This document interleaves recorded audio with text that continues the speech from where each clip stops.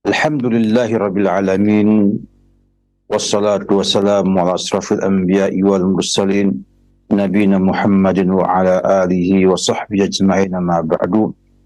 Pemerhati Raja TV di mana antum berada, Alhamdulillah kita memuji Allah Subhanahu wa ta'ala atas segala nikmat dan karunia-Nya sehingga kita pada pagi bahagia ini bisa berjumpa kembali untuk menggali sebagian kecil daripada konsep Islam dalam memilih pasangan suami istri.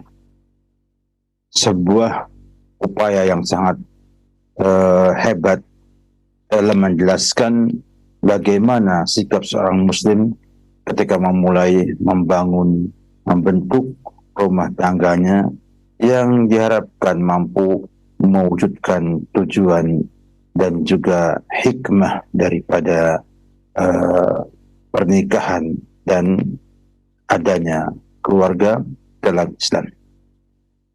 Kaum muslimin rahimakumullah, alhamdulillah, setelah pada perjumpaan terdahulu kita membahas seputar bagaimana memilih dan kriteria yang dipilih oleh kita, bahwasanya agama adalah harga mati, tidak bisa seorang pun meremehkan hal tersebut, karena meremehkan perkara agama ini adalah sumber segala kerusakan, sumber segala permasalahan yang ada pada umat manusia. Lihatlah bila sudah ada dalam sebuah masyarakat orang-orang yang meremehkan agama dan tidak memandang agama sebagai sebuah hal yang besar, sebagai standar ia dalam menentukan hidupnya, maka tunggulah kehancuran akhlak di sana, kehancuran kepribadian di sana, dan banyak sekali fitnah-fitnah sebagaimana yang Nabi katakan, takun fitnatan fil ardi wa fasadun kabir. Oleh karena itu, seorang muslim hendaknya memperhatikan masalah agama sebagai standar minimal dalam memilih pasangan hidupnya. Kemudian berikutnya adalah seorang muslim harus perlahan dan hati-hati, teliti, dan jangan tergesa-gesa dalam menetapkan keputusan untuk meminang seorang wanita. Sebab menetapkan keputusan untuk menikahi pasangannya adalah sebuah keputusan yang berat dan beresiko. Keputusan ini adalah keputusan untuk membentuk rumah tangga yang berisi istri, anak-anak, bahkan mungkin para cucu, dan muncul darinya hubungan perbesanan, kekerabatan yang berkonsekuensi adanya hak yang harus ditunaikan.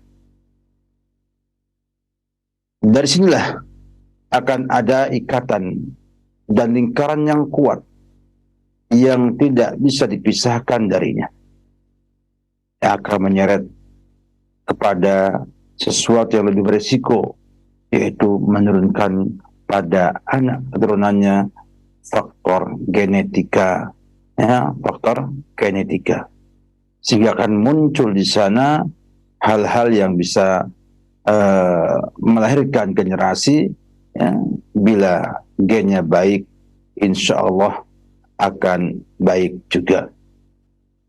Oleh karena itu Rasulullah SAW pernah bersabda sebagaimana disampaikan oleh Al-Hakim dalam Mustadraknya. Dan di sini diasahkan Al-Albani rahimahullah ta'ala. Beliau bersabda sallallahu alaihi wasallam, takhayyaru linutafikum, pilih-pilihlah untuk kalian. Artinya mencari pasangan yang terbaik, karena apa? Karena mempengaruhi sifat dan juga tabiat anak keturunannya. Wankihu al-akfa, nikahilah yang sekufu, yang sekufu. Artinya sekufu itu ya setaraf dalam agama. Wangkihu ilaihim, dan nikahkanlah putri kalian kepada mereka. Hadis yang mulia ini disampaikan oleh Imam Al-Albani dan disandarkan dalam Sahih Sunan Ibnu Majah. Ya. Keputusan bersifat seperti ini sepatutnya diputuskan secara perlahan dan teliti. Tidak terburu-buru. Jangan tergesa-gesa. Ya. Jangan mengambil keputusan itu hanya semata-mata yang tampak, ya, nyata seperti tampang atau wajah, ya, atau hal-hal yang dapat dicitrakan, ya, yang nanti dapat memperdaya seseorang. Juga jangan sembarangan dalam meminta pendapat, meminta arahan, ya, meminta nasihat, ya, seputar hal tersebut. Ya, sebab banyak, ya, orang yang bermusyawarah atau berdiskusi tentang kondisi yang ia inginkan di medsos atau yang lainnya, malah akan membuat perkara tidak baik. Chattingan di Facebook, chattingan di WhatsApp, yang kadang-kadang malah bisa merusak keputusan yang harusnya bisa lebih baik, malah tidak baik. Nah, kesalahan dalam mendapat keputusan pernikahan ini karena tergesa-gesa atau karena salah dalam minta pendapat pada orang tertentu akan memunculkan merasa salah, ya, atau kalau bahasa Jawanya masa gelo, ya, merasa kecewa ataupun merasa gagal dalam rumah tangga yang dimilikinya, dan akan berbahaya dalam kehidupan mereka dalam rumah tangga tersebut, dan juga bisa berakibat pada perpecahan ataupun perpisahan di antara mereka. Oleh karena itu Nabi kita Muhammad SAW memerintahkan kita untuk tidak tergesa-gesa dalam semua perkara, bukan hanya dalam pernikahan, dalam semua perkara. Bahkan Nabi kita memuji Al-Ashad Abdul Qais, ya, Al-Ashad Abdul Qais, ya, yang cukup masyhur dalam hadis Nabi sebagaimana disebutkan Imam Muslim dalam sahihnya. Nabi mengatakan, inna fika haslatain yuhibbuhumallahu wa rasul, al-hilmu wal anatu. Sungguhnya pada engkau, wahai Asad Abdul Qais, ada dua sifat yang Allah cintai dan Rasul, yaitu al-hilmu wal ana. Al-hilmu wal ana. Al-hilmu itu artinya adalah sabar, dapat menahan diri untuk tidak tergesa-gesa, untuk tidak terpengaruh orang lain. Wal ana adalah tidak tergesa-gesa, perlahan-lahan, namun dasar adalah ketelitian, sehingga tidak mudah untuk mengambil keputusan. Karena apa? Karena ini perkara yang sangat penting untuk kehidupan seorang muslim. Ada sebuah hadis yang lemah, ya, yang disebutkan kepada Rasulullah SAW. Namun dapat kita lihat faedahnya, ya, sedikit, ya, sebagai sesuatu yang benar dan baik. Disampaikan bahwa idza aradta amran fa'alaika bit-tu'adah hatta yuriyakallahu minhu makhraj atau hatta yaj'alallahu laka makhraja. Jika kau mandang sebuah urusan, maka hendaknya kamu tu'adah, perlahan-lahan, jangan tergesa-gesa, sampai Allah tampakkan kepada engkau jalan keluar, atau sampai Allah jadikan untukmu jalan keluar. Hadis ini disampaikan Imam Al-Bukhari dalam Adab Mufradnya, namun dilemahkan oleh Syekh Al-Albani dalam Dhaif Al-Adab Al-Mufrad. Al-Munawi dalam kitabnya Faidul Qadir menjelaskan tentang hadis ini dengan mengatakan, peganglah sikap perlahan dan tenang serta tasabbut, ya, klarifikasi agar semuanya valid dan benar. Jangan tergesa-gesa hingga Allah yang menampakkan jalan keluar, yaitu apabila kamu ingin berbuat sesuatu dan menjadi masalah bagimu atau menyusahkan, maka tasabutlah, maka perlahan, teliti, ya, sampai pasti, dan jangan tergesa-gesa hingga Allah memberikan hidayah kepada jalan keluarnya. Menunjukkan bahwa permasalahan kita untuk hati-hati dalam mengambil sebuah keputusan adalah perkara yang baik. Sampai-sampai Nabi juga bersabda, at-ta'anni minallah wal ajalah minasyaitan. At-ta'anni minallah, perlahan-lahan itu dari Allah Subhanahu wa ta'ala. Tanya dia perlahan-lahan bukan karena lambat berpikir, tapi perlahan-lahan dalam artian dia mencerna, meneliti sampai betul-betul data yang dimiliki sebagai dasar keputusan itu adalah yang valid, yang benar, ya, bukan hoax, ya, bukan juga pemalsuan atau tadlis, ya, namun betul data yang valid, yang benar. Maka diteliti dulu sampai akhirnya mengambil sebuah keputusan. At-ta'ani minallah subhanahu wa ta'ala wal ajalatu minasyaitan, dan sifat tergesa-gesa, sifat dan sikap tergesa-gesa adalah dari syaitan. Ini disampaikan Imam Al-Baihaqi dalam Sunan Kubra dan dihasankan oleh Al-Albani dalam Sahih At-Targhib wa Tarhib. Bahkan beliau juga bersabda sallallahu alaihi wasallam, as-samtul hasanu wat tu'adah wal iqtisadu juz'un min 24 juz'an minan nubuwah. Diam yang baik, artinya orangnya itu betul-betul menjaga ucapannya, ya. Kemudian perlahan dalam mengambil keputusan, dan iktisad, moderat,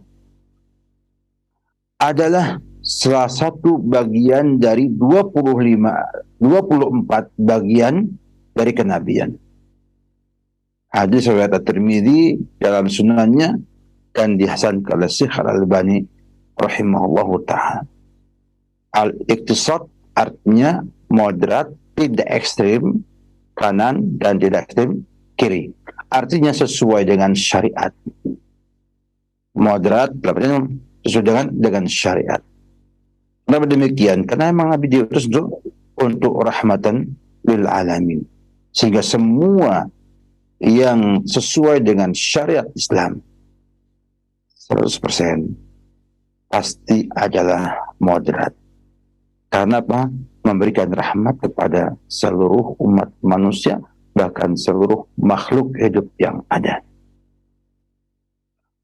Oleh karena itu Imam Nawawi Al-Munawi dalam kitabnya Faidul Qadir mengatakan,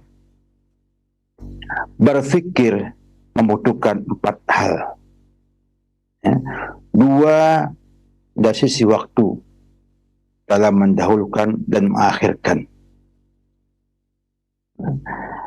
Satunya mengembalikan pandangan pada masalah yang dihadapi dan tidak tergesa-gesa menyerapkannya. Ada yang mengatakan waspadalah pada pikiran yang gampang memutuskan. Ya. Artinya pikiran yang ada dalam jiwa kita, dalam hati kita, langsung kita keluarkan tanpa melihat apakah benar atau salah. Sebagaimana didapatkan dalam banyak WhatsApp, ya, orang mengirim broadcast, ya, ke orang lain tanpa memandang apakah itu hakun atau batil. Tidak memandang itu adalah perkara yang benar atau hanya hoax saja, ya. Sehingga mereka punya pikiran, dalam bahasa Arab namanya fatir, ya, yaitu segera, ya, mengambil keputusan dengan sedikit saja data atau terbesit dalam hatinya harus mengatakan apa, dia ucapkan yang ada dalam hatinya tersebut. Ini wajib diwaspadai. Yang kedua adalah tidak menahannya setelah final. Ada patah mengatakan orang yang paling kuat adalah orang yang bila sudah jelas baginya maka ia bertindak. Orang yang kuat itu adalah orang yang bila sudah jelas baginya maka ia bertindak. Yang kedua adalah faktor sisi manusianya. Sisi manusianya. Yang keputusan. Maka ada dua juga. Yang pertama, tidak memaksakan pendapatnya. Karena memaksakannya termasuk perbuatan orang yang bangga dengan dirinya. Ada patah, orang yang panjir adalah orang yang tidak bermusyawarah karena ujub dan tidak mau istikharah, ya, tidak mau istikharah kepada Allah Subhanahu wa ta'ala. Yang kedua kata beliau adalah memilih orang yang layak diajak musyawarah. Jadi seorang itu ketika berpikir, ya, membutuhkan 4 hal. 2 dari sisi waktu, 2 dari sisi subjeknya. Waktunya adalah dalam mendahulukan atau mengakhirkan, ya, dan, ya, tidak menunda-nunda ketika sudah final, sudah pasti keputusan tersebut. Yang sisi manusianya ada 2 juga. Yang pertama, tidak memaksa pendapatnya. Yang kedua adalah memilih orang yang layak diajak musyawarah. Oleh karena itu, hendaknya seorang yang ingin memutuskan sebuah perkara, khususnya dalam pernikahan, memilih pasangan hidup yang akan hidup bersama dia 24 jam lamanya per hari, selama sekian tahun, bahkan puluhan tahun, ya, bersamanya sampai meninggal dunia, tentunya akan mengambil keputusan dengan cara melihat data yang ada, di cross check kembali, ya, di cross check kembali apakah benar ataukah tidak. Kemudian minta nasihat, minta istisyarah, mengajak orang lain yang layak, punya kemampuan, punya pandangan, punya keahlian dalam hal tersebut, sehingga mampu memberikan pandangan-pandangan yang baik untuk ia jadikan sebagai tambahan untuk data dan keputusan yang dibuatnya. Dan yang akhir adalah dengan istikharah kepada Allah Subhanahu wa ta'ala, karena tidak rugi orang yang istikharah kepada Allah Subhanahu wa ta'ala. Maka hendaknya kita semua dalam memutuskan mengambil 3 tahapan ini dengan melihat yang ada, bermusyawarah dan juga memohon kepada Allah Subhanahu wa ta'ala agar diberi kemudahan kepada yang terbaik dan diberi keberkahan atas semua keputusan yang ia ambil. Demikian pada pagi, bermanfaat untuk kita semuanya. Wabillahi taufik. Salam Muhammad wa ala alihi wa sahbihi wasallam. Barakallahu fikum, jazakallahu khairan. Terima kasih atas kesediaan waktu Ustadz guna menyampaikan pelajaran dan bimbingan yang bermanfaat kepada kami di kesempatan pagi hari ini. Semoga Allah memberkahi dan melimpahkan taufik untuk kita bisa memahami dan mengamalkannya. Selanjutnya kami berikan kesempatan untuk Anda bertanya. Halo. Halo, silahkan. Halo. Ya, dengan siapa, di mana Ibu? Dengan hamba Allah di Bogor, Pak. Silakan. Silakan.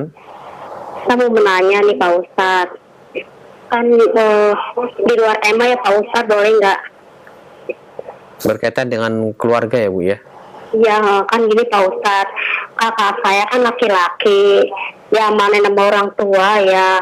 Tapi dia nggak itu amanah. Terus yang kedua, sampai kuburan bapak saya hilang. Itu gimana hukumnya Pak Ustadz?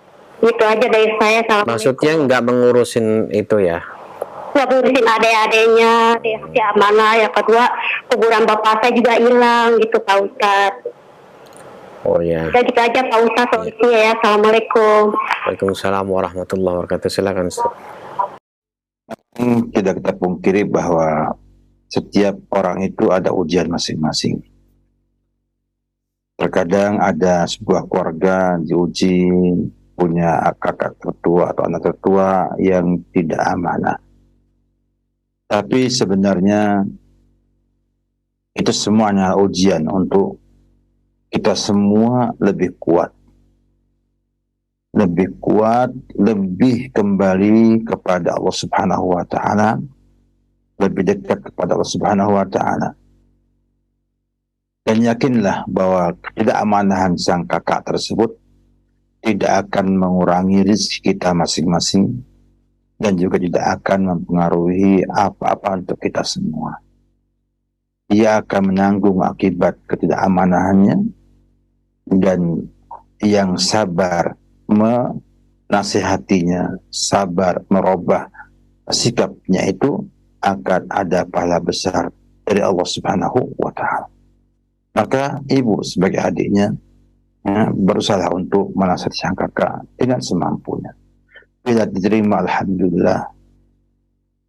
Bila tidak pun ibu sudah menjalankan tugas sebagai adik yang menasihati kakaknya agar tidak berbuat hal-hal yang menyalahi syariat Islam.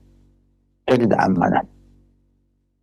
Sehingga ibu hendaknya terus nyama sama kakak, pelan-pelan aja ya, untuk menyampaikan bahwa tidak amanah itu nggak baik bagi hidupnya, karena akan membuat ia sengsara di dunia ini.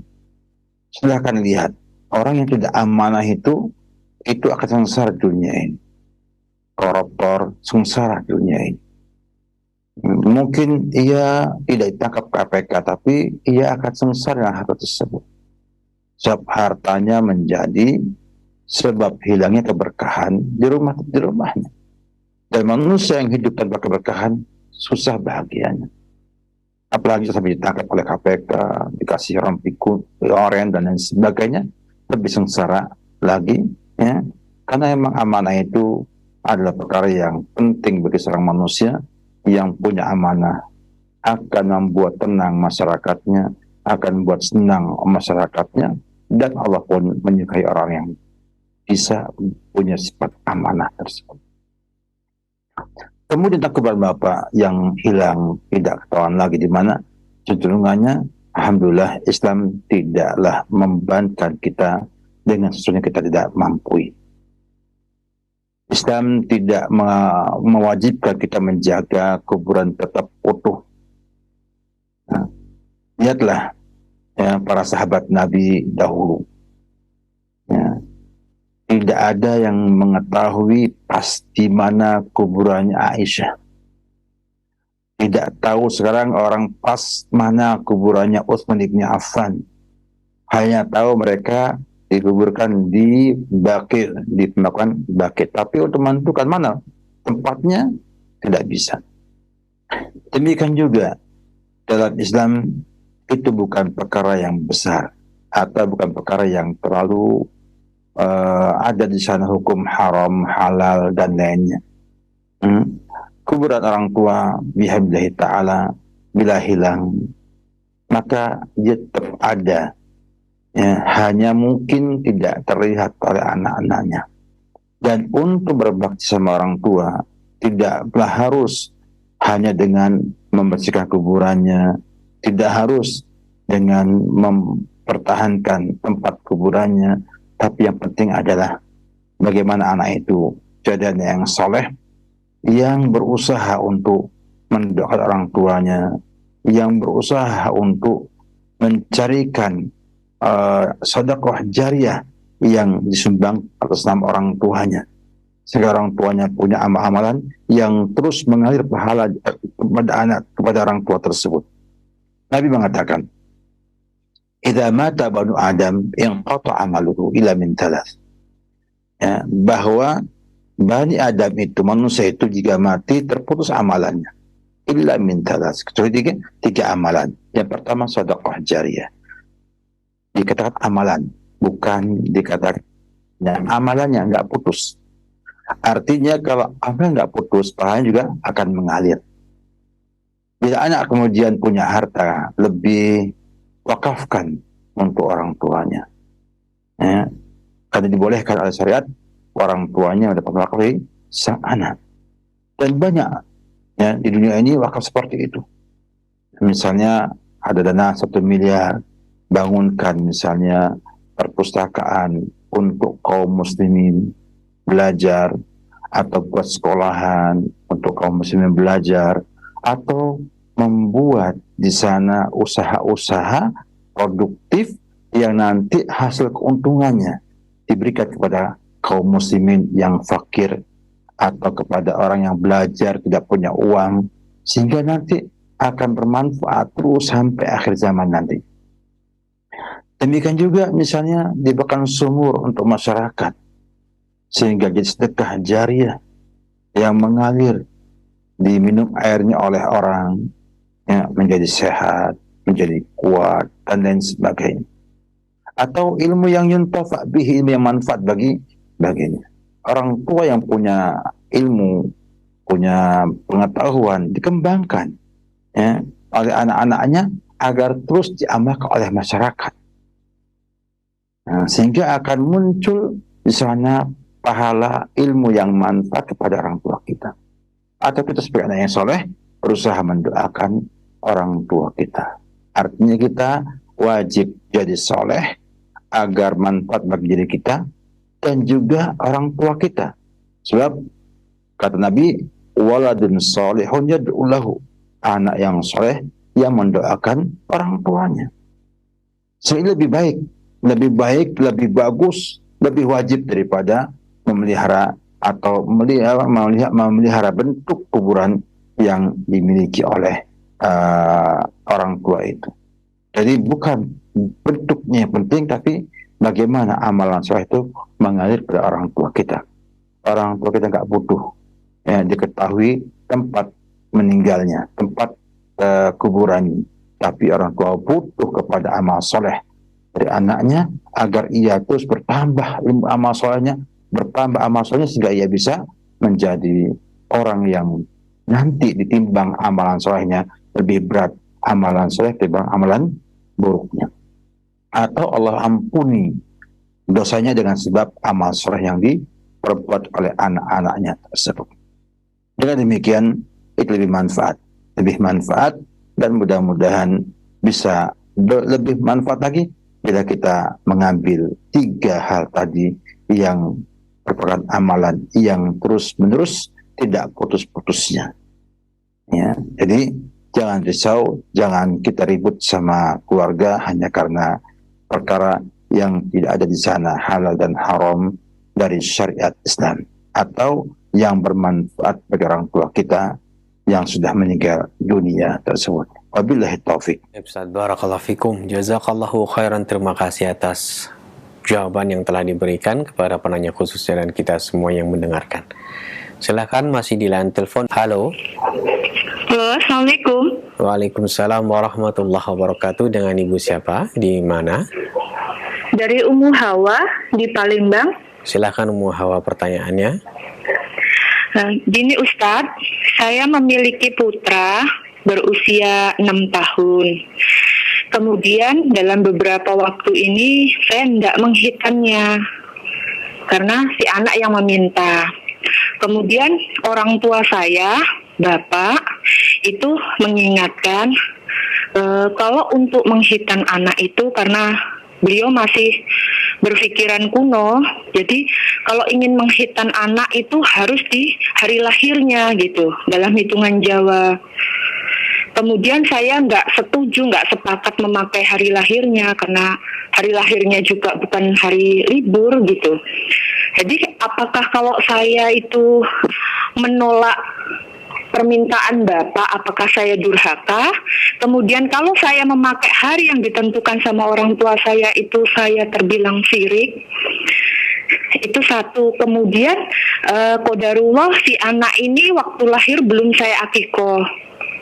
Apakah boleh ketika anak saya dihitan, kemudian saya memotong kambing 2 ekor, kemudian saya bagikan ke tetangga dan saudara, itu hukumnya seperti apa? Jazakumullah khair Ustadz. Assalamualaikum warahmatullahi wabarakatuh. Waalaikumsalam warahmatullahi wabarakatuh. Silahkan Ustadz. Ada 2 pertanyaan yang disampaikan oleh Ibu tadi dari Palembang, dari Sumatera Selatan ya, yang punya prinsip wong kita galau ini. Di sini kita lihat ada 2 permasalahan yang penting untuk kita sampaikan jawabannya. Pertama adalah tentang penentuan hari khitan itu mengikuti hari lahirnya anak tersebut. Sebenarnya tidak ada satuan ataupun satu anjuran dari para ulama rahimahullahu taala untuk khitan ketika disamakan dengan hari kelahiran anak tersebut. Bahkan kalau kita melihat kepada syariat Islam, hadis Nabi, bahwa anak bayi itu dikhitan pada hari yang ke-7. Sehingga nggak mungkin sama dengan hari lahirnya. Artinya 7 hari setelah kelahirannya, berarti kan hari ke-7 itu kan berarti bukan hari tempatnya dia lahir. Kalau di hari Ahad lahirnya, maka kitanya hari yang Senin. Sehingga nggak mungkin akan terjadi kesamaan antara kita dengan kelahiran anak tersebut. Hal seperti ini insya Allah bukan masuk ke dalam kategori kesyirikan. Bila tidak ada keyakinan yang bisa merusak akidah seorang muslim. Ya. Kalau hanya sekedar sebuah opini, sebuah informasi yang turun temurun, ya, dikatakan harus pada hari kelahirannya, ya, dan tidak ada di sana sebuah keyakinan tertentu, ya, yang mengatakan bahwa itu akan memberikan madarat, memberikan manfaat kepada sang anak, insya Allah tidak masuk dalam kesyirikan. Ya. Sehingga Anda kalau ibu ini mau tidak mengikuti Bapak, bagus sekali. Bagus sekali untuk tidak mengikutinya. Yang pertama adalah untuk menghindari keyakinan yang tidak baik dari orang tua tersebut. Yang kedua, untuk menyampaikan bahwa hal itu tidaklah benar adanya. Yang ketiga, agar sang ibu dan bapak pun mengerti bahwasanya ternyata dihitan di hari yang lain pun itu tidak mempengaruhi apa-apa pada sang anak tersebut. Jika akan memudahkan kita untuk menghilangkan keyakinan yang tidak baik dengan menghitung waktu, hari, ada hari baik, hari yang buruk, padahal semua hari itu baik semua, ya, nggak ada yang buruk. Dan tidak termasuk durhaka kepada orang tua dalam hal ini. Yang sampai aja ini kita buat yang waktu-waktu libur aja, karena ini bisa tidak terganggu sekolahnya karena masalah waktu tersebut. Karena khitan itu butuh waktu berapa hari baru bisa sembuh. Kemudian akikah, pada asalnya akikah itu pada hari yang ke-7 yang paling utama. dan setelah itu hari ke-14, hari ke-1 sebagai pendapat Ibnu Qayyim rahimahullah ta'ala.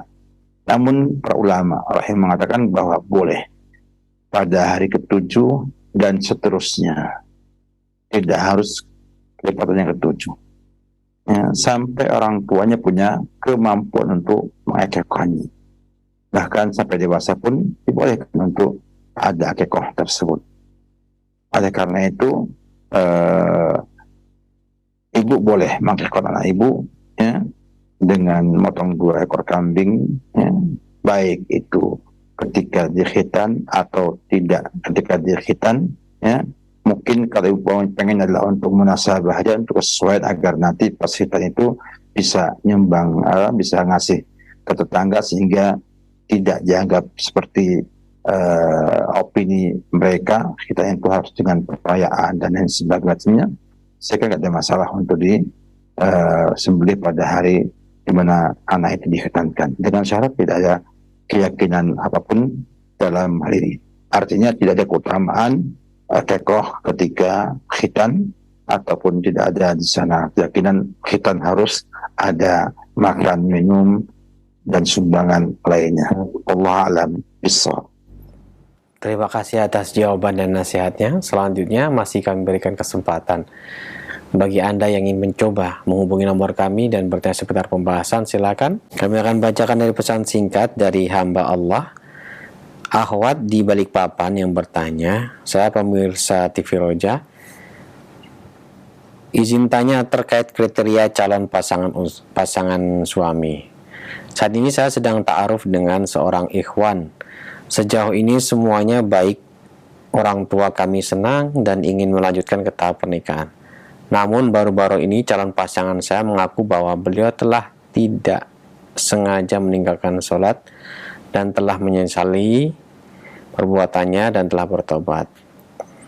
Namun hati saya jadi sangat bimbang dan orang tua juga belum tahu karena menurut saya ini aib. Mohon nasihatnya Ustadz, silakan.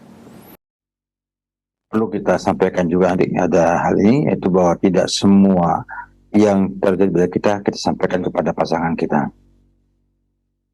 Artinya tidak semua yang kita lakukan dari kemaksiatan itu kita sampaikan kepada calon pasangan kita, karena memang akan melakukan seperti ini apalagi telah bertobat atau sembuh ya. Dan tobat itu katanya adalah menghapus yang telah lalu. Apalagi dia nggak sholat karena nggak sengaja, dia telah bertobat, sehingga itu insya Allah menunjukkan bahwa dia baik. Kenapa? Karena dia mau bertobat ya. Maka dikatakan oleh para ulama bahwa kunci bahagia itu ada 3. Idza u'tiya syakara, kalau diberi ia bersyukur. Wa idza tuliya sabara, kalau ia diberikan musibah itu dia bersabar. Wa idza adnaba istaghfar, kalau ia berbuat dosa ia beristighfar, bertobat dan mohon ampun kepada Allah Subhanahu wa taala.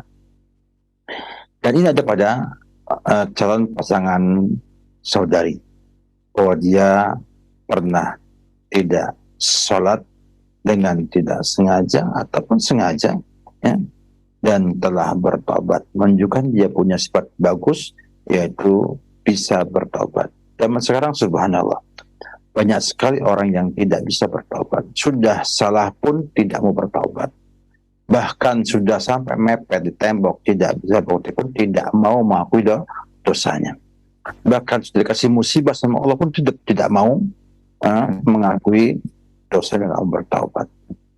Ya, telah berapa banyak musibah ini terjadi. Semua karena ulah polanya manusia. Hutan ditebang tanpa perhitungan, ya, tanpa perhitungan, tanpa melihat akibat yang muncul. Kemudian penambangan pun secara membabi buta tanpa ada batas, ya, sehingga akhirnya muncul permasalahan besar. Belum lagi di sana ada amalan yang merusak akidah seorang muslim atau bahkan ya, bisa menghancurkan agama seorang muslim. Namun manusia tidak mau bertobat, manusia tidak mau kembali kepada Allah Subhanahu wa Ta'ala. Bahkan masih saja membenci orang yang beragama baik, masih saja membenci orang yang mau soleh, yang mau taat, yang mau komitmen untuk menjalankan syariat Islam. Ya. Oleh karena itu, ya, itu bukanlah hal yang penting untuk dijadikan sebagai pertimbangan menolak atau tidak menolak. Tapi justru menjadi sebuah nilai plus, nilai tambahan, orang ini masih mau bertobat ketika tahu ia telah salah. Harusnya ini menjadi sebuah hal yang membuat Okti lebih menghargai dia karena ia mau bertobat. Dan mudah-mudahan nanti ketika sudah menikah, dia bisa segera bertobat ketika salah. Dan mau menerima orang lain yang menyampaikan kesalahan yang dimiliki. Alangkah susahnya bila Okti dapatkan suami yang tidak pernah merasa bersalah. Nah, pokoknya ada apa yang salah adalah istri. Suami itu adalah hal yang maksum, yang tidak mungkin salah dalam semua perbuatannya. Sangat ngeri sekali. Oleh karena itu, bila orang tua semangat melihat agamanya baik, akhlaknya baik, maka insya Allah hal seperti itu juga baik, hitungan saya, karena ia meninggalkan dan ia bertobat dari hal-hal seperti itu. Mudah-mudahan yang disampaikan Haji adalah benar, ya, dan valid sehingga bisa menjadi sebab Okti menikah dengan dia biidznillah ta'ala.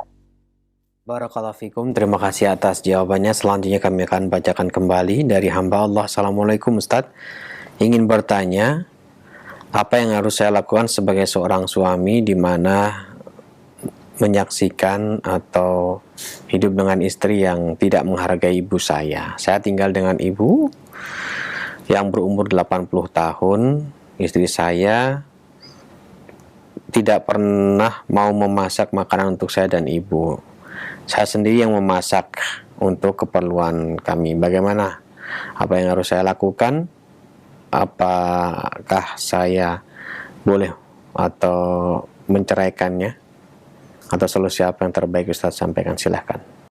Perlu disampaikan bahwa pada asalnya istri itu akan cinta dengan suaminya dan semua yang suami cintai. Itu pada asalnya. Maka bila muncul hal seperti ini, maka yang pertama adalah dilihat apa sebab istri itu nggak mau baik kepada sang ibu, nggak mau meliharanya, nggak mau juga mengurusinya, tidak mau masakan untuknya. Ini harus diketahui dulu.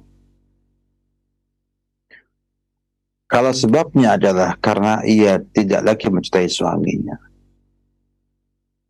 atau dia protes sama suaminya, ya, maka diselesaikan dengan baik-baik agar nanti muncul kebaikan bagi dua belah pihak. Walaupun ujungnya adalah perceraian, tidak ada masalah.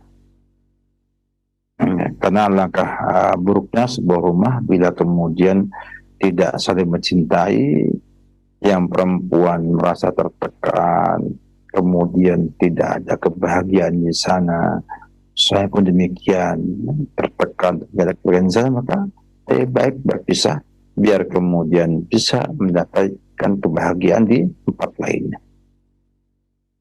Tapi kalau itu adalah masalah yang muncul karena anak bapak atau karena sang suami yang tidak bisa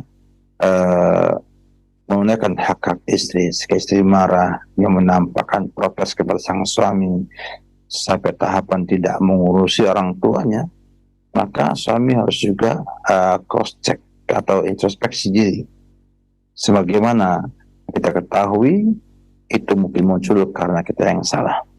Oleh karena itu, perbaiki hubungan yang baik dengan sang istri. Saya yakin bila istri itu nyaman dengan suami, dengan ibunya suami, kalau hanya memasakkan, itu perkara yang ringan. Apalagi untuk makan suami dan makan dia juga nantinya.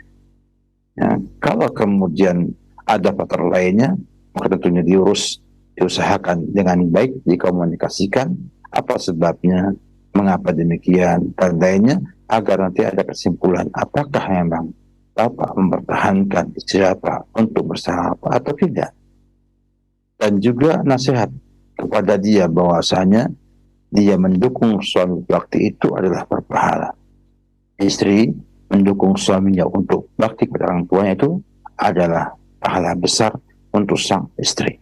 Dan bisa jadi sebab nantinya Allah balas dengan yang setimpal, yaitu mantunya akan bakti kepada dia, atau lebih dari itu. Atau menjadi pahala yang simpan Allah di hari akhirat nanti, yang nanti bisa menyelamatkan dia dari adab Allah Subhanahu wa Ta'ala, atau menjadi sebab Allah mengampuni dosa-dosanya. Sampaikan demikian. Kenapa? Karena ini hal yang besar bagi suami, adalah dia mendapatkan ibu yang sudah tua, yang butuhkan perawatan, butuh kasih sayang, butuh rahmat dari anaknya, dan itu adalah pahala besar yang tidak bisa dianggap remeh. Maka hendaknya sang istri pun dipahamkan untuk itu, agar ia membantu suami meraih pahala besar yang menjadi sebab keberkahan hidup sang suami di rumah tersebut. Dan bila banyak berkah, maka istri pun akan dapatkan keberkahan dari amal soleh suami tersebut. Wabillahi taufik. Barakallahu fikum Ustaz, terima kasih atas nasihat dan jawabannya. Selanjutnya kami akan bacakan dari pesan singkat dari hamba Allah yang bertanya, Ustadz, di masa saat ini kami para remaja, khususnya remaja putri, bingung ya dalam mencari calon pasangan hidup, di mana yang modelnya saat ini kita temui adalah mengenal calon pasangan itu dengan berpacaran, yaitu untuk mengetahui sifat dan bagaimana, dan juga nanti mengenalkan kepada kedua orang tua kita. Nah, ketika orang tua juga tidak mencarikan, orang tua juga tidak mau mengurusi tentang hal tersebut, kebutuhan kita akan jodoh kita, lalu apa yang akan kita lakukan dengan usaha untuk mencari jodoh ini? Ustaz, silahkan. Nggak mungkin ya bahwasanya ada perubahan zaman yang ada pada zaman ini, bahwa perubahan kebiasaan, adat, dan lain sebagainya. Zaman dulu wanita itu kan punya rasa malu sangat tinggi sekali, sehingga mereka itu menunggu untuk ada yang melamar ke dia. Orang tua bisa melihat kondisi anaknya dan bisa mencarikan pasangan anaknya yang tepat untuk anak tersebut. Zaman sekarang ini, rasa malu yang ada pada zaman dahulu itu sudah banyak yang hilang di wanita zaman sekarang, sehingga mereka akhirnya dengan sebab ghazul fikri, atau sebab hebatnya orang kafir, musuh-musuh Islam merusak wanita muslimah, ya, sehingga akhirnya tidak lagi punya keyakinan, tidak lagi punya sebuah sikap tawakal kepada Allah yang tinggi dalam hal ini. Seakan-akan dia tidak akan dapatkan jodoh kalau tidak mencari pasangannya. Wanita ini berprinsip, kalau demikian saya nggak akan mungkin akan dapatkan pasangan saya kalau orang tua juga diam, saya juga diam, ya. Padahal nggak demikian, ya. Jodoh sudah Allah atur, ya, sudah Allah tetapkan. Tinggal kita memilih yang terbaik yang bisa kita pilih. Itu tugas kita. Ya. Yang kedua, orang tua pun berubah. Dulu orang tua sayang sama anaknya, sehingga berusaha mencari orang yang paling baik, yang bisa baik untuk anaknya. Sehingga Umar bin Khattab ketika Hafsah menjanda waktu itu, ya, itu mencari siapa yang paling tepat untuk anaknya itu, ya, siapa yang tepat untuk anaknya tersebut, sehingga beliau tawarkan kepada Abu Bakar, kepada Umar, kepada Utsman, ya, kepada Ali, ya, kepada Abu Bakar, pada Utsman, pada Ali, untuk menikahi anaknya tersebut. Hanya orang tua melihat, oh ini orang soleh. Walaupun mungkin dulu juga Abu Bakar juga enggak, masih muda, sudah tua juga, ya, ya. Sudah punya istri juga, punya anak juga, ya. Tapi Umar melihat kesolehan Abu Bakar ini akan memberikan kebahagiaan pada anaknya, akan membawanya ke surganya Allah Subhanahu wa Ta'ala. Orang tua melihat agama dan akhlaknya pasangan yang ingin ia jodohkan kepada sang anak. Sehingga harusnya dari pihak orang tua zaman sekarang bersikap kayak Umar ini, ya, untuk lihat pemuda mana yang punya akhlak mulia, punya agama baik, untuk ditawarkan pada anaknya. Kenapa demikian? Karena orang tua yang sayang sama anaknya dan cinta sama anaknya, inginnya anaknya bahagia, dapat orang yang soleh. Yang kata Hasan al-Basri, ya, pilihlah orang yang bertakwa pada Allah Subhanahu wa Ta'ala. Pilihlah orang yang paling takwa sama Allah Subhanahu wa Ta'ala. Karena yang muttaqin ini apabila menyukai sang putrinya, maka dia akan memperlakukannya dengan sangat baik. Dan kalaupun nanti tidak menyukainya, maka akan tidak berbuat merusak orang tersebut, atau tidak akan berakhlak buruk kepada sang wanita tersebut. Oleh karena itu, orang tua sudah waktunya untuk membantu anaknya mencari pasangan yang terbaik. Atau bisa jadi minta bantuan yang ketiga. Ya, mungkin ada biro jodoh yang baik. Ya. Seperti saya lihat ada di Ustaz Muhammad Abdul Tuasikal, punya biro jodoh di rumaisah.com. Ya. Bisa jadi sarana untuk berkomunikasi yang baik. Ya. Kemudian juga melalui para asatidzah, para ustadz yang memang mampu untuk memberikan pada saudari, ya, orang yang baik untuk saudari. Dan Nabi kita Muhammad SAW ketika Fatih binti Qais, ya, menyampaikan permasalahan yang dihadapinya tentang pernikahan, Nabi kita Muhammad SAW mengatakan, angkihi Usama, nikahlah dengan Usama ibn Zaid. Dan Fatimah menyetujuinya, ya, dan menikah dengan Usama bin Zaid, dan didapatkan oleh beliau yang tidak pernah beliau dapatkan pada yang lain. Menunjukkan bahwa zaman dulu ada para sahabat yang datang kepada Nabi kita Muhammad SAW untuk, ya, diberikan solusi perjodohan untuknya.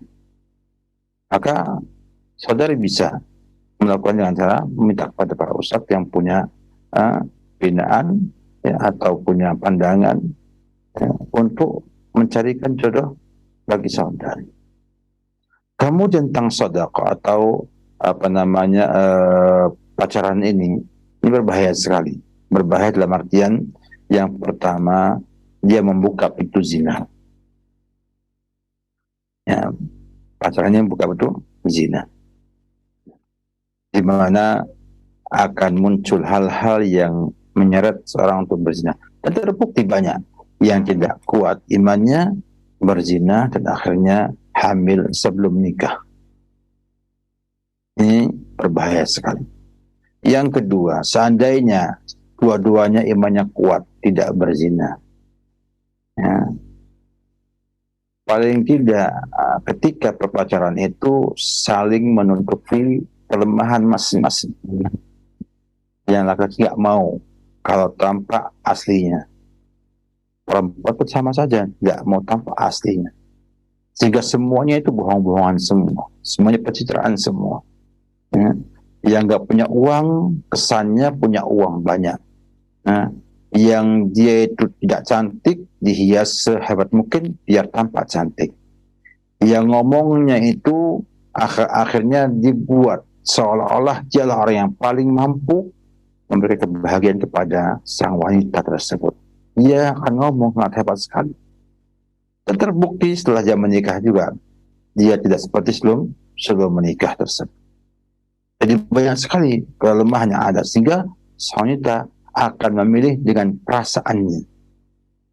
Kalau sampai kasmaran, maka apa yang ada pada laki itu adalah baik semuanya oleh sang wanita.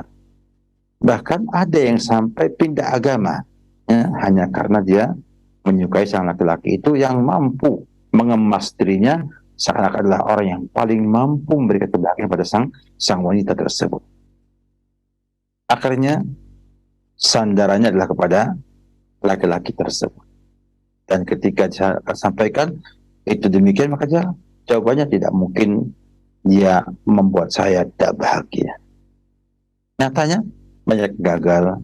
Ada yang 11 tahun pacaran tidak jadi menikah, ada yang 10 tahun pacaran juga nggak bisa menikah, pecah di tengah jalan. Jadi apa yang kita ambil manfaat dari pacaran tersebut? Oleh karena itu, yang adalah kita harus punya keyakinan, punya tawakal yang tinggi kepada Allah Subhanahu wa Ta'ala. Sampai sama Allah Subhanahu wa Ta'ala, buktikan Anda adalah wanita yang sudah pantas untuk dapatkan suami yang baik.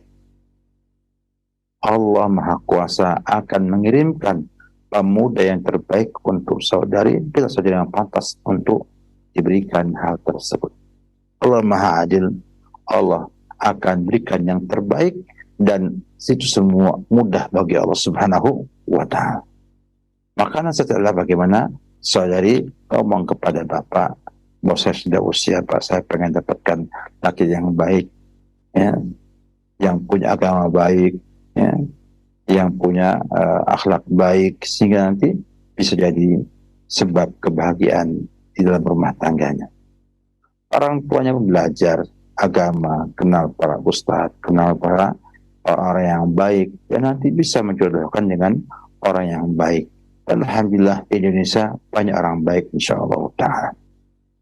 Tinggal Allah mudahkan ada perjumpaan, ada perkenalan yang syar'i, dan kemudian akan memberikan kemudahan kepada saudari dalam mendapatkan pasangan yang terbaik tersebut. Yakinlah, pacaran tidak akan memberikan saudari keberkahan dalam pernikahan saudari. Wallahu a'lam bishawab. Ya, Ustaz, barakallahu fikum. Terima kasih atas nasihatnya, dan sebelum kami akhiri, mohon Ustaz memberikan ihtitam dari pertemuan kita ini, silakan. Sampaikan para ulama rahimahullah ta'ala harus punya sifat perlahan ataupun tidak tergesa-gesa dalam mengambil sebuah keputusan. Lihat data yang ada, lihat dasarnya apa akibat yang muncul dari sebuah keputusan. Ini perlu adanya sebuah latihan, sebuah percobaan, pengalaman yang nanti akan membuat kita tumbuh seperti Al-Ashad Abdul Qais yang punya dua sifat yang Allah cintai. Inna fika hislatain yuhibbahumullahu subhanahu wa ta'ala, al-hilmu wal-ana. Ini semua dapat kita dapatkan dengan kita terus belajar dan belajar. Oleh karena itu, Islam sangat menjunjung belajar mengajar. Bahkan menjadikan sebagai tugas utama Nabi adalah mengajarkan agama kepada umatnya. Dan tugas utama umat adalah belajar agama dari nabinya. Oleh karena itu, ya, mari semarakkan, ya, semua media, semua sarana yang bisa digunakan untuk belajar dan mengajar dengan semua yang kita miliki, agar semakin banyak masyarakat yang bisa mendengar dan bisa memahami agama ini. Saya yakin bila semua mereka itu paham agama, akan ada keberkahan untuk masyarakat yang ada di sekitarnya. Demikian, semoga manfaat, syukur, terima kasih kepada teman-teman di Studio Roja dan juga Studio Mini Al-Ukhuwah di Sukoharjo atas semua usaha yang telah diberikan, dan kepada para pemirsa, para pemerhati Roja juga saya ucapkan jazakumullah khairan wa barakallahu fikum. Semoga kita bisa berjumpa kembali pada acara yang akan datang insyaallah ta'ala. Amin ya rabbal alamin. Salam Muhammad wa ala alihi wa sahbihi wa salam wa alhamdulillahi rabbil alamin. Taufiq.